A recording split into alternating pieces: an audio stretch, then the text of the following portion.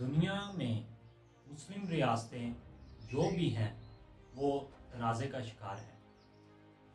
مسلم سربراہان جن کی حکومت کئی دہائیوں پر محیط ہے اور جن کی جھلک دیکھنے کے لیے عوام گھنٹوں سڑک پر انتظار کرتی رہتی تھی، مگر ان کا انجام ایسا عبرتناک ہوا کہ تاریخ کانپ اٹھی۔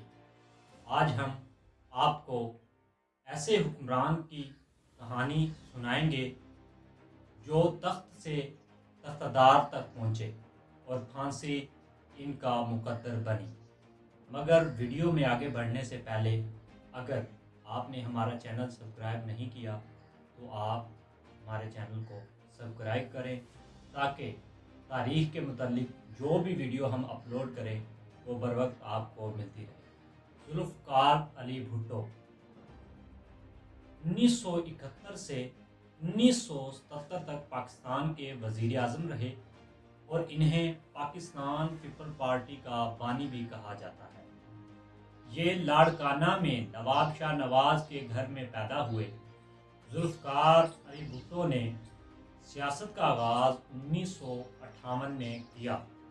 اس سے پہلے وہ وزیر دفاع، وزیر خارجہ، وزیر اقلیت امور بھی رہ چکے تھے۔ ذوالفقار علی بھٹو نے اقوام متحدہ کی جنرل اسمبلی میں پاکستان کا موقف بھرپور انداز میں پیش کیا۔ انہوں نے 1967 میں پاکستان پیپل پارٹی کی بنیاد رکھی جو بہت جلد مقبول ہوئی کیونکہ یہ ایک عوامی پارٹی تھی اور ذوالفقار علی بھٹو عوام سے خطاب کرنے کا ہنر رکھتے تھے، اس لیے یہ پارٹی بہت جلد مقبول ہو گئی۔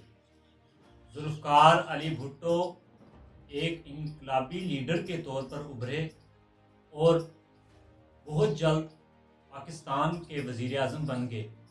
انہوں نے 1971 میں پاکستان کا اقتدار سنبھالا۔ بھٹو نے اپنے دور اقتدار میں بے پناہ کارنامے سر انجام دیے۔ انہوں نے 1973 میں پہلا متفقہ آئین پیش کیا جو آج بھی قائم ہے۔ یہی نہیں، ان کے دور میں ہونے والی اسلامی کانفرنس کو بھی ان کے لیے کامیابی قرار دیا جاتا ہے اور ایٹمی پروگرام کا سہرا بھی ان کے سر جاتا ہے۔ ستمبر 1977 میں ذوالفقار علی بھٹو کو نواب احمد خان کے قتل کے الزام میں گرفتار کیا گیا۔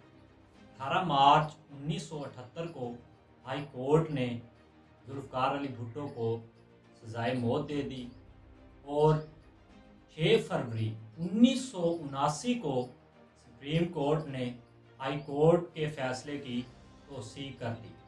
4 اپریل کو راولپنڈی کی جیل میں ذوالفقار علی بھٹو کو پھانسی پر لٹکا دیا گیا۔ پھانسی کی سب سے بڑی وجہ یہ بھی تھی کہ انہوں نے قادیانیوں کو غیر مسلم قرار دے دیا۔ پاکستان کی سیاست آج بھی بھٹو کی شخصیت کے گرد گھومتی ہے۔